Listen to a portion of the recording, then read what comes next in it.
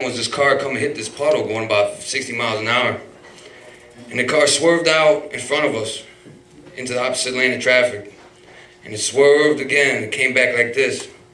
And it swerved again like this. And then it swerved real hard and it came back around, completely around, and there was a liquor store right there. And it smashed into the liquor store going about 50 miles an hour. And, I pulled over, I got out.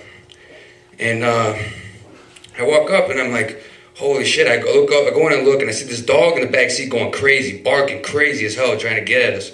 And I see this old black woman, this old obese black woman, she's completely crushed in the car. And her foot's on the accelerator, and and she's still got her foot on the accelerator. The car's going crazy, and she's not moving. I think she's dead at this point. And then this guy, he must have been a plumber or something. He comes running up and says, screaming, everybody get back, get back. And we're like, what? What's wrong? What, And he goes, they broke the gas meter broke, and the gas was leaking out of the building. And I said, what? And I go to look around at the back of the car, and I get hit with this high pressure gas right in my face. Real high pressure gas coming out of this gas meter. And I right away I realized that the building could explode at any moment, And I start screaming at everybody, get back, screaming. People are just coming, people are just all over the place at this point. And we're all kind of get everybody back about 30, 40 feet when this tall black woman comes out of nowhere from across the street screaming that there's a baby in there. It's like, no, you got to get that baby out of there. And I'm like, there's no fucking baby in there. I look, is this old woman? And she's like, there's a baby in there. She's screaming. I'm like, all right. So I run back up to the car window and I look, and on the floorboard where your feet are on the passenger seat, there's about a 4-year-old little girl, a little white girl with blonde hair, and she's laying there unconscious. And so I start freaking out. I'm like, we gotta break the window. We gotta get her out of there, And I'm like, we need a rock or something. Get a rock. And this black kid, he's like, yeah. He runs and grabs a rock. He comes back to me, and the plumber guy, he's like, no, just leave the car alone. Just leave it alone. Don't fucking do anything. Get out of here. And I'm like, and the guy comes back, hands me the rock, and I'm like, fuck. And then he grabs it back, and I'm like, fuck, we gotta break the window. And dude breaks the window. Boom. The glass shatters everywhere.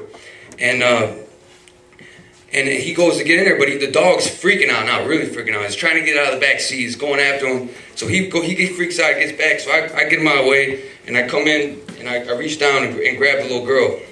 And I pick her up, and I see she's bleeding from her ears. And that means she's got a real severe head injury. And you got to be careful. You could hurt her spinal cord. So I'm picking her up. I'm picking her up real slow, and then the black guy comes and grabs her, and he runs away with her. And then I'm like, you guys got to put her on the ground. You can't be moving her around, And they put her on the ground, and the black woman who yelled that there was a baby in there in the first place, she comes over and she's like, no, you don't put her on the ground. And she grabs her, she takes her, runs in the house and across the street. And next thing you know, the gas is still leaking. The guy's trying to fix it with a wrench, and after a few minutes, the fire department came, and they got there, and they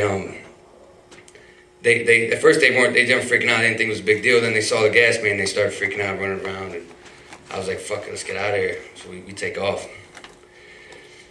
And I don't know, that story, I mean, it's strange. Out of all those faces, the different characters, they're really embedded in my mind. I mean, to this day, I just thought about the story last night, and to this day, I can see their faces vividly. See their face. I can feel the little girl in my arms, unconscious. I can see it all. It's embedded in me forever, And it's just these real life tragedies. They happen every day, And it could be you one day, And it's just like, it makes you realize how you gotta cherish life, And that's it.